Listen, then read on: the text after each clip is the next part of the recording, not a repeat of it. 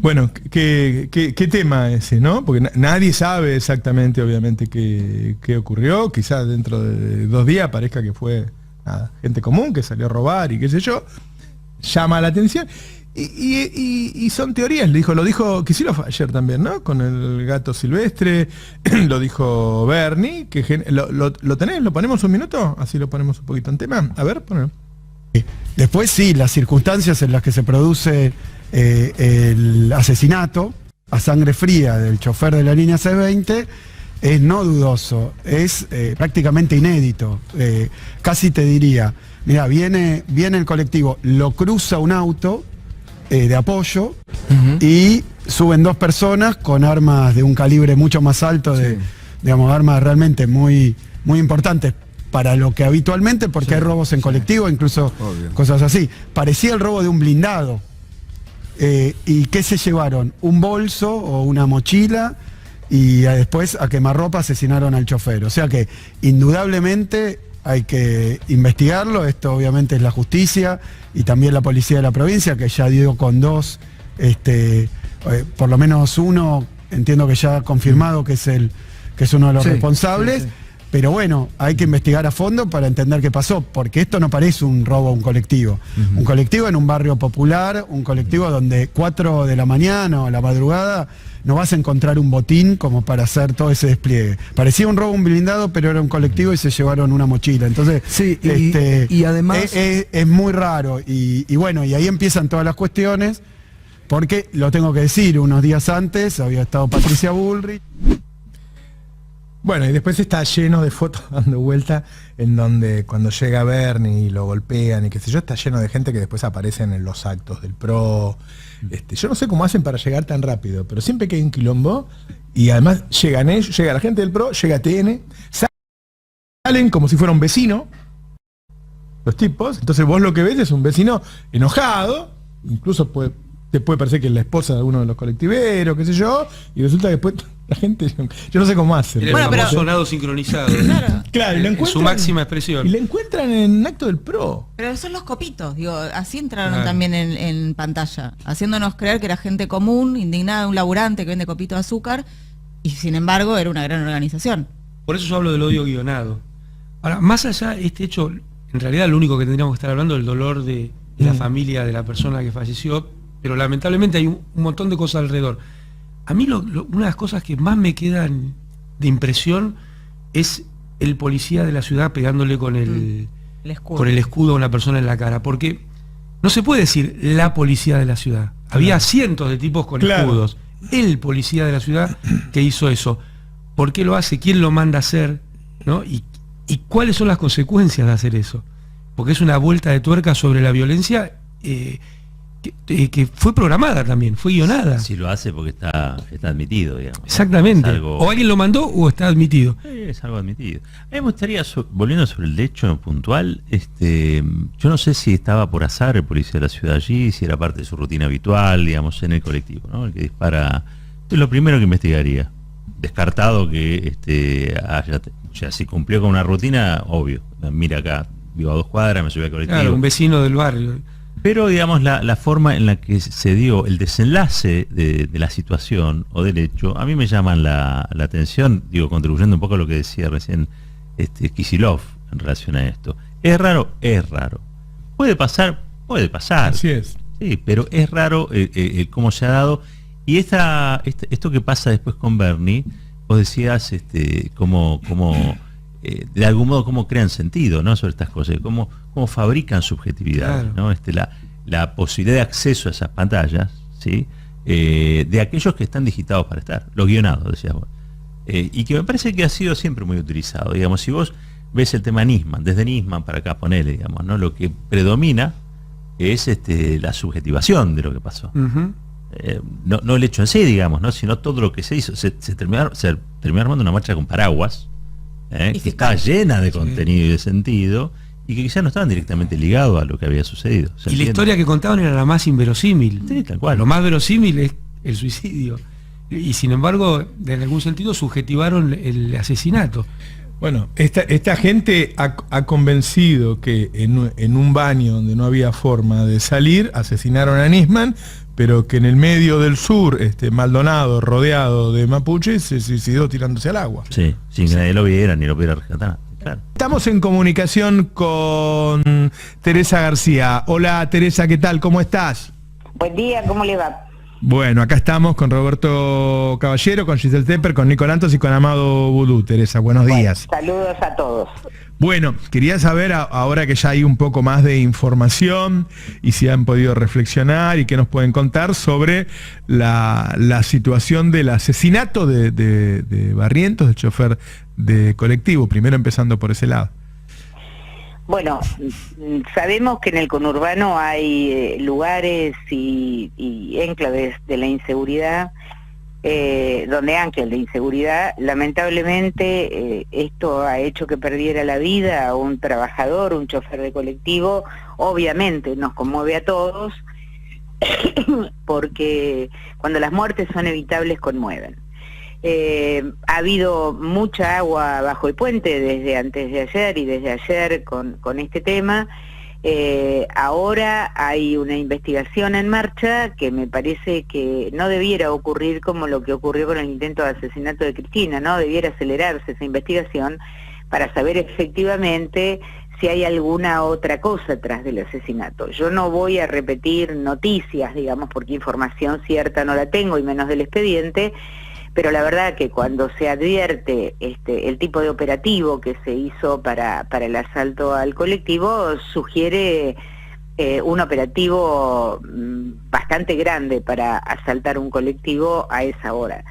Pero además hay alguna inquietud o alguna duda con respecto al arma que se encontró, y después a la asociación que se hace o se ha hecho en el día de ayer, respecto de la presencia de algún sector político posible días antes en relación con el tema de choferes de colectivo. Esto no tiene nada que ver con el hecho luctuoso de que el chofer de colectivo haya perdido la vida. No tiene absolutamente nada que ver, porque efectivamente es un hecho que todos debemos lamentar y que seguramente las autoridades están trabajando para ver cómo morigeran el efecto. Pero lo que no es menos cierto es que hay situaciones no claras que la justicia debe apurar para resolver, ¿no? Cuando ustedes dicen, y es muy raro que a las 4 de la mañana, 2 autos, 3 o 4 personas, armas largas para robar una mochila, ¿qué piensan? Que si no fue un hecho de inseguridad, ¿qué puede ser? Bueno, de hecho es un hecho de inseguridad que le costó la vida al chofer del colectivo. Ahora, la intencionalidad es lo que hay que investigar. ¿De dónde? ¿Hay algún lugar donde se lo pueda atar? ¿Hay alguna acción previa que indique que esta gente lo hizo? O tal vez haya sido directamente la intención de seguir, porque yo creo que acá hay una cosa muy riesgosa que nos está pasando, que es esta apelación a la violencia permanentemente de parte de algunos sectores, incluso de los medios de comunicación, ¿no? Cuando uno veía el titular de Clarín ayer, lamenta realmente que el periodismo tenga esta casi incitación a la violencia. Y hay sectores que la están promoviendo permanentemente. Solo bastó ver los tuits de Patricia Bullrich, de María Eugenia Vidal, que además no tiene ninguna autoridad moral para decir lo que dijo, porque si quieren después hacemos referencia al tema de seguridad cuando Cristian Ritondo era su ministro de Seguridad, pero o al de López Murphy, digamos, comunicaciones que cargaban más violencia todavía sobre el hecho. Y esto es una responsabilidad de la dirigencia política. Yo no estoy echándole la culpa a la oposición. Lo que digo es que la oposición tiene una responsabilidad institucional y que, discúlpeme el término, pero no encuentro otro, no se puede hacer carancheo de esta situación. Así que cuando la justicia termine de investigar el hecho, ayer el gobernador hizo una denuncia contra los agresores del ministro. Supongo que alguna información más debe tener el gobernador o su ministro de Justicia o su ministro de Seguridad para hacer esta denuncia penal contra quienes agredieron al ministro. porque algún dato no, lo conozco al gobernador y no me parece una persona que le haga una denuncia penal a un trabajador, signo de que debe haber alguna situación que yo honestamente desconozco. Claro. Cuando dice sí fue un hecho de inseguridad, lo que está en duda es si se subieron al colectivo y mataron a Barrientos para robar o por otra razón. Claro, exactamente, porque no está claro, porque todavía hay versiones contradictorias, porque algunos dicen que los testigos dicen que subieron 2 personas al colectivo, arrebataron una mochila y un bolso, y cuando bajaban le dispararon al chofer del colectivo. Hay otras versiones que dicen que no, que había un policía de la ciudad que los increpó. Hasta que eso no esté resuelto va a ser muy difícil detectar cuál ha sido el móvil de que hayan matado a este chofer. Independientemente de eso, porque nosotros hoy miraba algunas noticias a la mañana y dice el kirchnerismo ve fantasmas. No vemos fantasmas.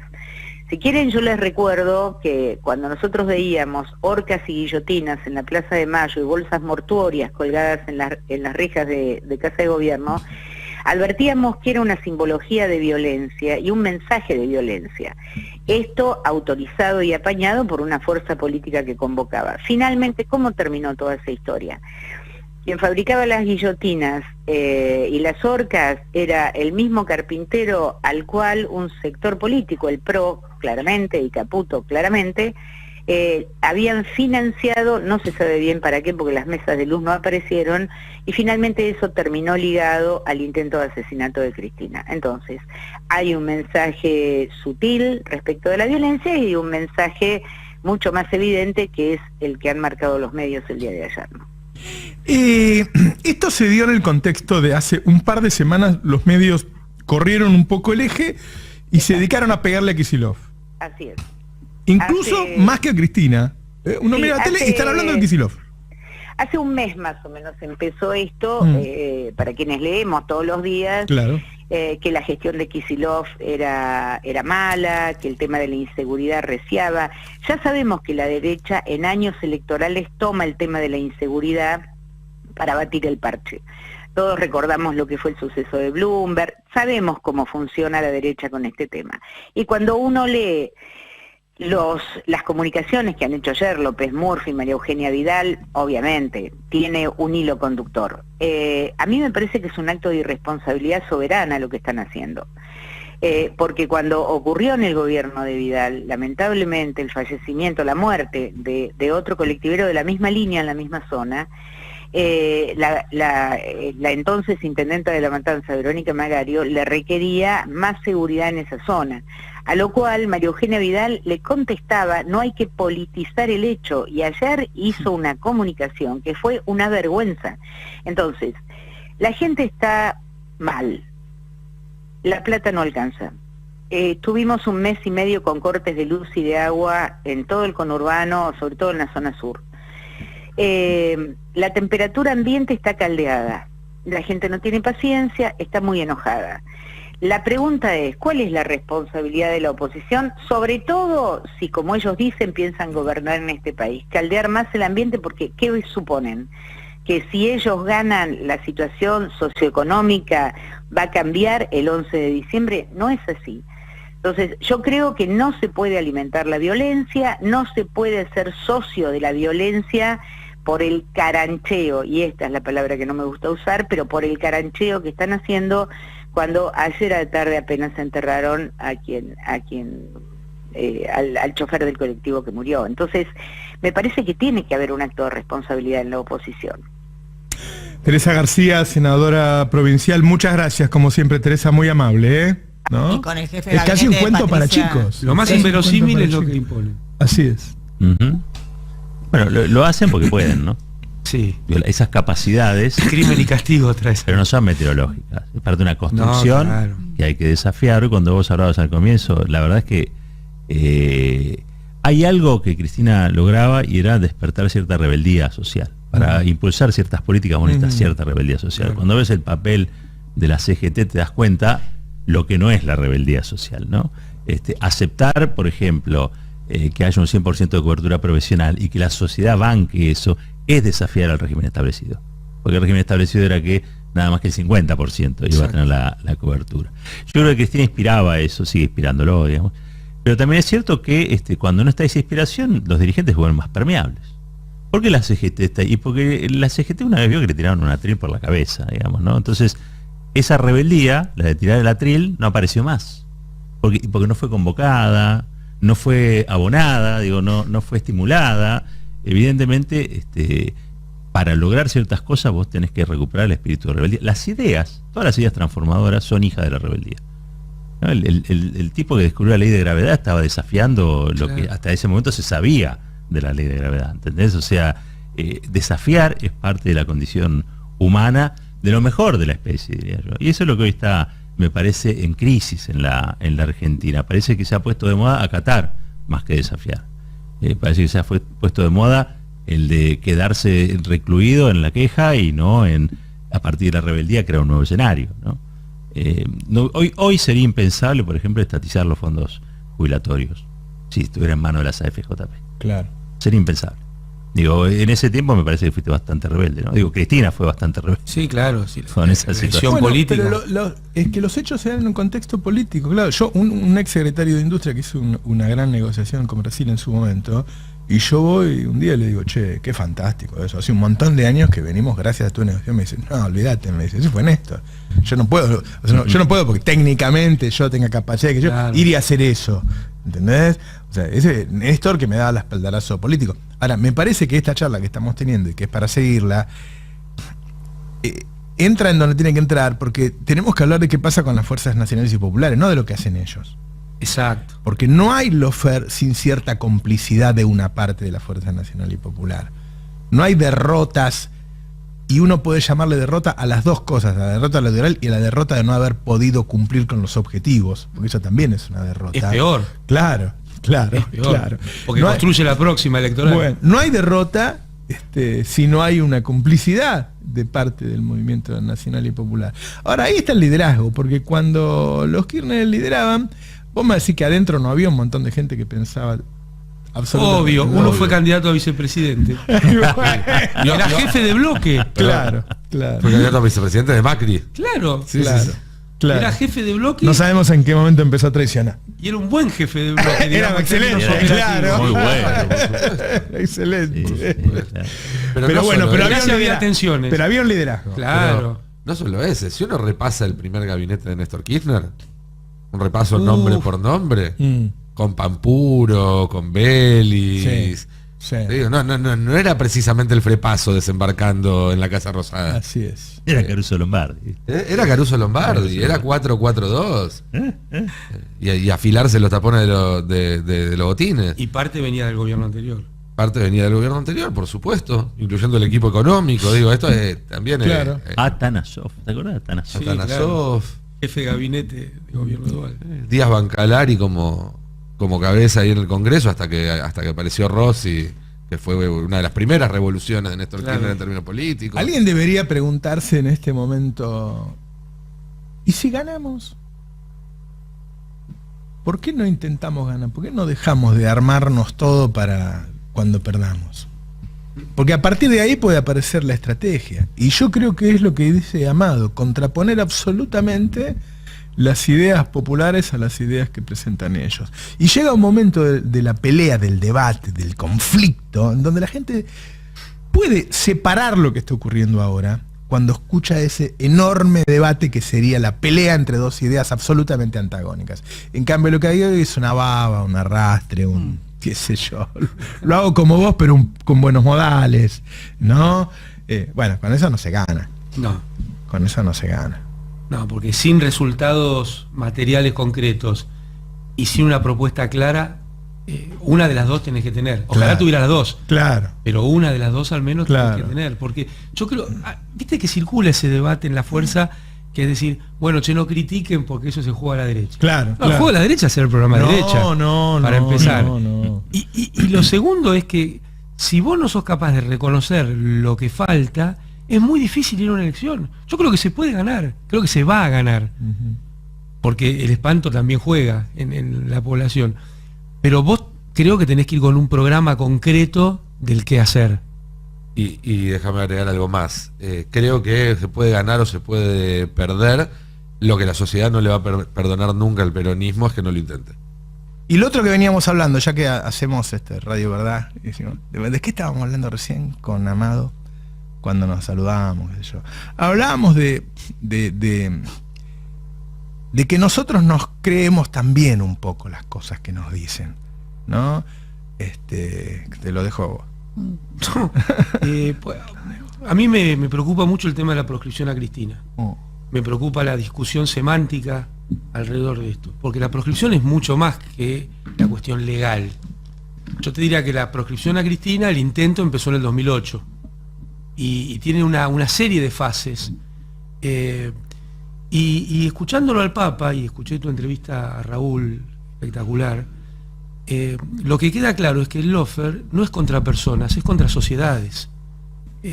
Lo vemos horriblemente focalizado en personas, pero el lawfare en definitiva es sobre la sociedad, o sobre las sociedades que lo padecen. Y en este proceso, que se va creando una realidad, la propia fuerza que se supone que defiende una serie de ideas se ve impregnada por las ideas dominantes, ¿no? El sentido común. No hay sentido común, es el sentido de la clase dominante que va permeando por todos los resquicios de relaciones sociales. Y entonces, primero, me parece tremendo que estemos discutiendo Cristina proscripta sí o no, porque está proscripta.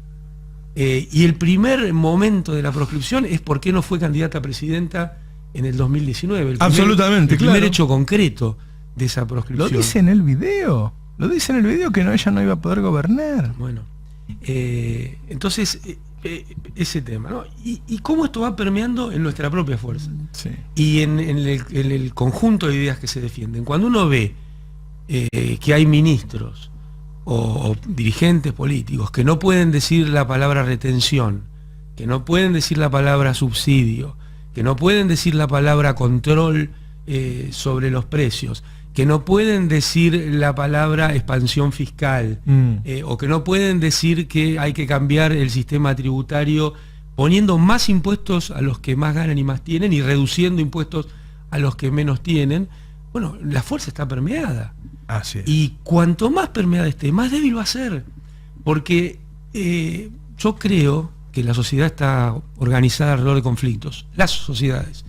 Y no aceptar esto te quita la razón de ser.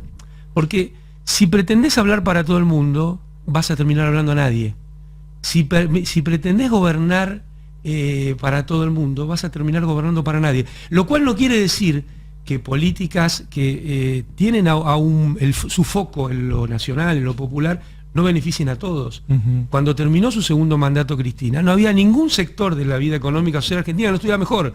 Los que hace un rato escuchaba que pidieron que la fusilaran. Sí. Bueno, los que la querían fusilar también estuvieron mejor, claro, con Néstor y Cristina. Ahora, si vos no entendés que tenés que ser rupturista con ese supuesto sentido común, que tenés que ser rupturista. El gobierno fue a Washington con un conjunto de restricciones impuestas por el acuerdo con el fondo y volvió con más restricciones. Es un viaje que cuando uno lo analiza es tremendo, porque ahora también tenés restricciones sobre tu política exterior.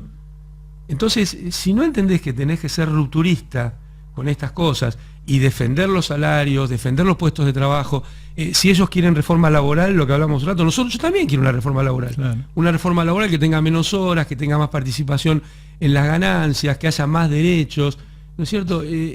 Entonces, me parece que si no somos dispuestos a contraponer ideas, las sociedades terminan no encontrando quién lo defienden.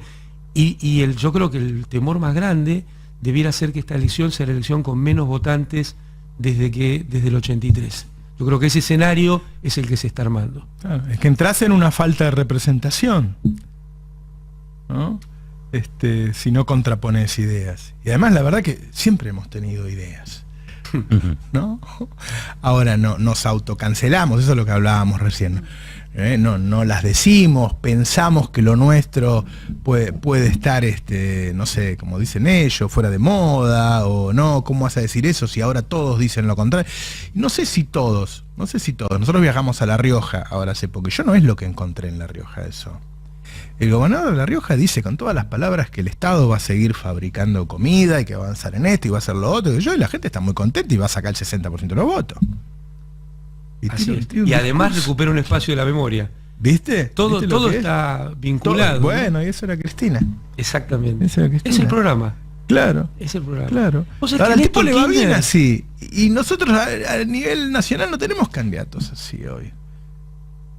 Incluso yo creo que por ahí tenemos candidatos que piensan así, pero no lo dicen así. Ahí quiero llegar. ¿Cómo sería eso? Porque vos te autocancelás, porque te terminás creyendo que el sentido común es lo que dicen ellos.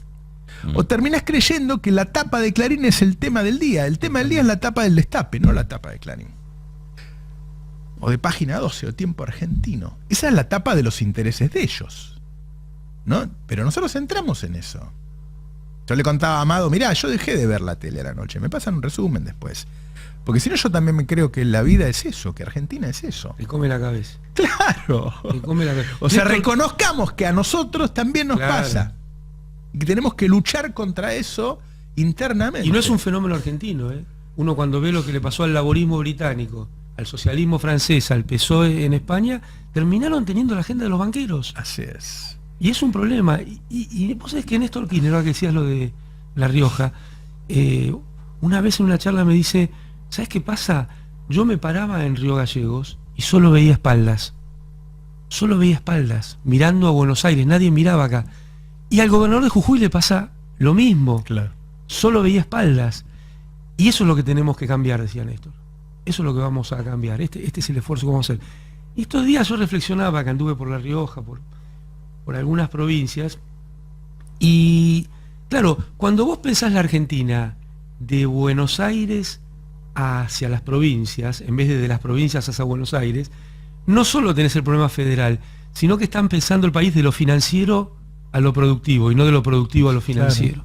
Claro. Ahí hay una serie de desafíos que nosotros debemos atrevernos a, por lo menos a poner en palabras. Te digo más, quizá el público que nos esté escuchando ahora va a la oficina o a algún lugar y también se retrae y no expresa lo que piensa porque cree que todos los demás piensan como dice TN. Bueno, siempre hacemos el chiste, si estás escuchando el Destape con auriculares, porque tu trabajo son todos gorilas, digo, pasa también. Claro. Sí, a mí, yo ahí quería tomar algo que decías, Amado, esta preocupación que venimos hablando, ¿no? De la baja participación en la votación, que es una preocupación anticipada de lo que pueda suceder en octubre, a lo que se le suma también algo que ustedes lo sufren mucho, lo has sufrido y seguramente te siga sucediendo, que tiene que ver con esta idea que están instalando de desplazar el voto o la participación por la violencia. ¿Encontrás eso más fuertemente en el último tiempo? ¿Prácticas más violentas instaladas como legitimadas por los medios? Yo creo que en las mayorías no. Yo creo que estos temas son el odio guionado, ¿no? Entonces, y sobre representado. Es como ciertos candidatos, tan guionados y sobre representados. Entonces pasa lo que decía Roberto. Terminamos creyendo que eso es lo que sucede en nuestra sociedad. Y en nuestra sociedad yo creo que no está sucediendo esto. En algún sentido, la gran ilusión que generó la elección del 2019 no se vio acompañada por los resultados. Pero también es cierto que fue un parteaguas respecto a lo que venía haciendo en algún sentido el gobierno de Macri. Aún para quienes somos más críticos de muchas cuestiones, no podemos dejar de reconocer lo que hubiera sido, por ejemplo, el rol del Estado en la pandemia con un gobierno de Macri, ¿no? Esto que decía Mariano Recalde, los detalles más chiquititos. Vos tenías una aerolínea de bandera que se ocupó de traer a los argentinos que estaban varados en el mundo por el sistema de vuelos comerciales, o de traer las vacunas. Entonces, yo creo que es razonable que haya una gran desazón, pero esa desazón se va a ver cada vez más fortalecida y más verificada cuanto menos rupturista sea la Fuerza Nacional y Popular respecto al régimen establecido. Claro. Yo digo eso, ellos proponen una reforma laboral, vos tenés que poner un espejo, una reforma laboral absolutamente antagónica con la de ellos. Ellos tienen una reforma previsional, vos tenés que tener una reforma previsional que le mejore la vida a los jubilados. Hay mucha idea, bueno, vos ahí un gran creativo de eso, hay muchas cosas para hacer. Pero mirá lo que pasó.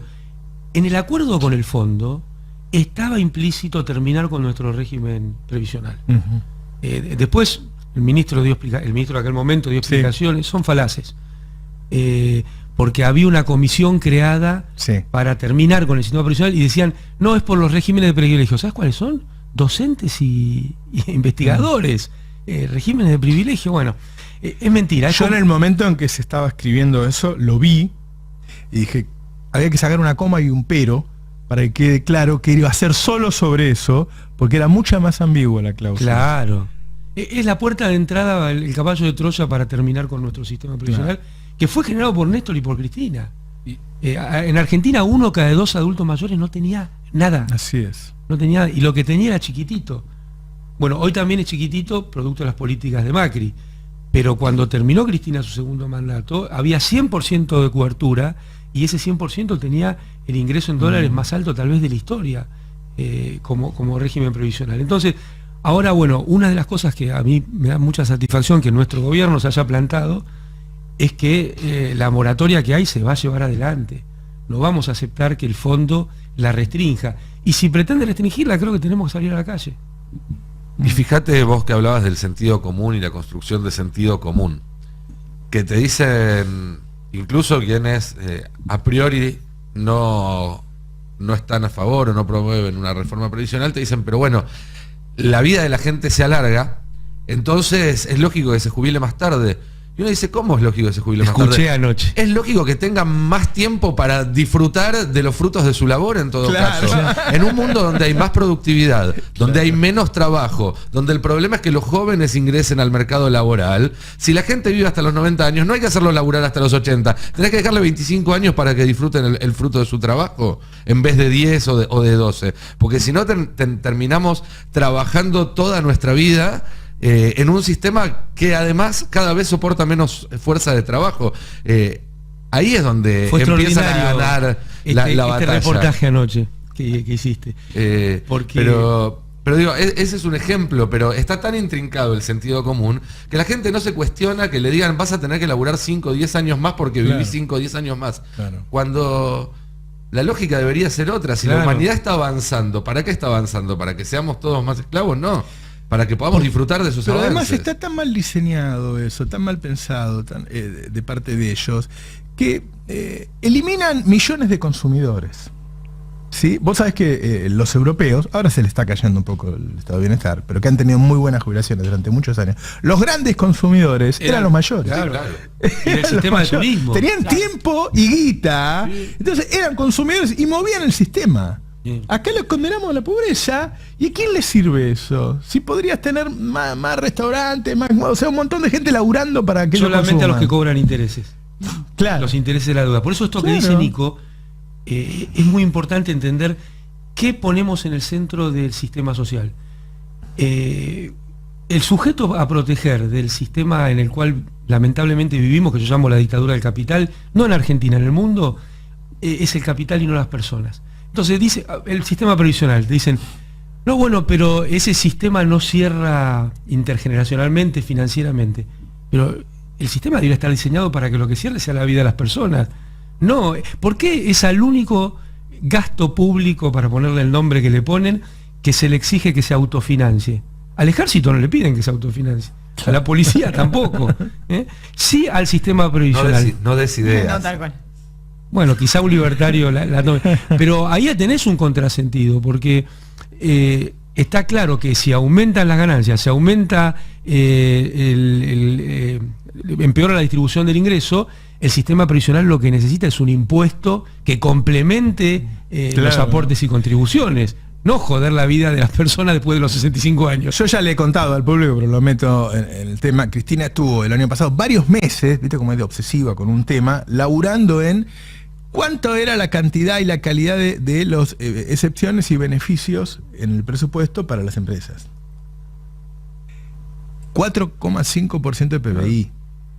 Los grandes choriplaneros. El costo tributario se llama, en términos técnicos. Así es. Si vos hoy estamos, no sé, en un déficit del 2,5, si querés, y le sacás todo eso, tenés un superávit del 2. Exacto. ¿No? Y ahí tenés plata para los jubilados. Así es. O sea. Así es.